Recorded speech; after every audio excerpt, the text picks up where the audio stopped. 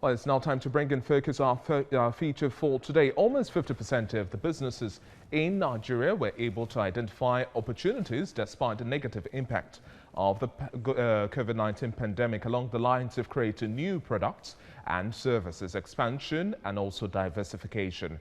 Most businesses reported that they need support with cash flow and sales and would also like support in the area of funding, access to markets and business support.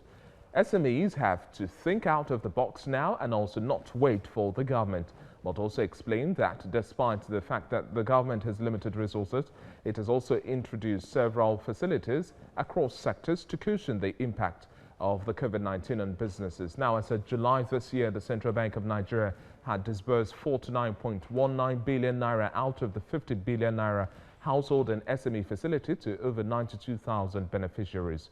Also, the Apex Bank also disbursed over 1.529 billion naira to the manufacturing sector to finance 61 manufacturing projects and also another 93.6 billion naira to the healthcare sector, amongst other sector-specific facilities. Well, joining me now via Skype to discuss the growth strategy for MSMEs at this point in time, I have Shola Daudu. Good to have you on the breakfast show this morning. Morning, good to have you too. Good morning, Nigerians.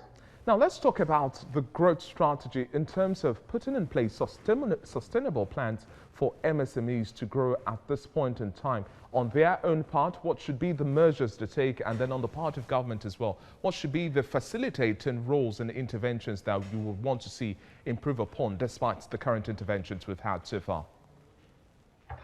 Good morning. We all know that Nigeria has been badly hit with the COVID-19 issue, and therefore it's very important for SMEs to begin to devise strategies, ways to actually actualize their goal and reconnect themselves back to their businesses. So the first thing I want the MSMEs to understand is they need to be able to adapt to the current situation. Adaptability is key. That is where we are going now. It is not what we used to do before, and things have changed, and therefore they need to adapt to a lot of things. Secondly, most of them need to begin to show empathy, whether on the part of the clients or on the part of the business owner. So there is need for empathy for each party to begin to able to shift grounds and arrive at a very good conclusion on any transaction that is coming ahead. Now, again, they need to consider what we call the right mindset.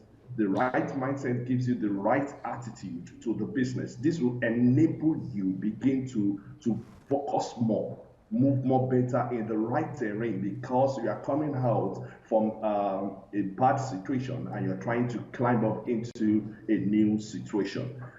Fourthly, entrepreneurs must be very innovative now. Innovativeness is the key. You either innovate or you disintegrate. Now, so it is important for businesses to begin to think of how better they can serve their clients now, how better they can get the money in the pockets of their clients onto their side, what they can do better to outsmart competitors, and how they can deliver more value.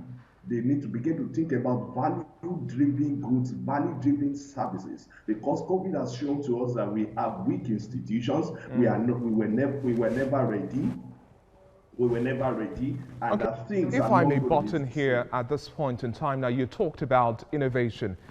It's quite critical that MSMEs don't work in silos and you have to have hubs where they work together. So for example, take power situation or power infrastructure.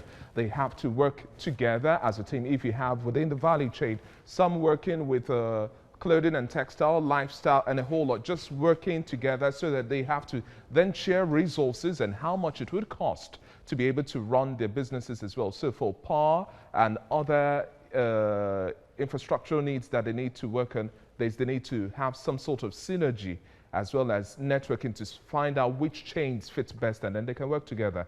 Are you also of the opinion that in terms of filling the gap that we've seen so far, they should be doing that?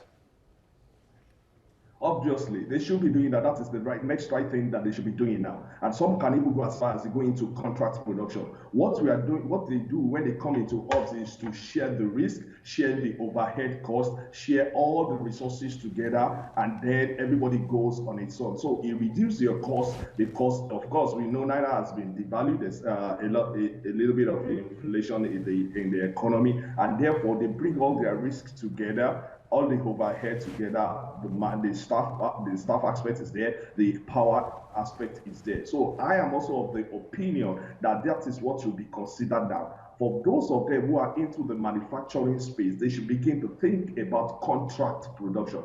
You have a established company that is running before. Why not think of going to the hubs around you, your products to them, and let them produce for you? Go to that manufacturing outfit, let them produce for you, sign an MOU with them, and therefore to make things better. Now, let's start with our conversation with cost-cutting measures on the part of MSMEs at this point in time. What should they be doing? Well, cost cutting measures have to be applied at this moment now because things are not the same. When the first thing they need to do is to begin to look at how to reduce their overhead expenses. They need to study well before they purchase. They need to block all loopholes where they spend and the money goes out of the system without adding any additional value.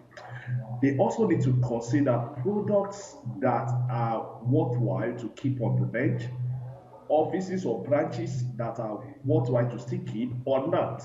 The ones that are not supposed to be kept or not generating revenue have to be discarded or shut down at this moment. There's no point having 5, 6 branches of a particular business where you are not really making profit and you are incurring costs. Another thing is the fact that now they need to begin to consider what they do on their rents. Now, because most businesses now work from home, they can connect remotely via the internet, then they begin to need to cut down their rent. Now, they need to also try to transit to the digital space, which is very important now because the business has moved from where it is to the online. And that is what was able to sustain us during the COVID pandemic area. They have to reduce our costs by all means, increase revenue, or do both. Finally, they should also note that multiple taxation is not the key. Now, so they should be able to know the kind of taxes or levies that they are supposed to pay. Thank you very much for your contribution on the Breakfast Show today, Shola Deldu.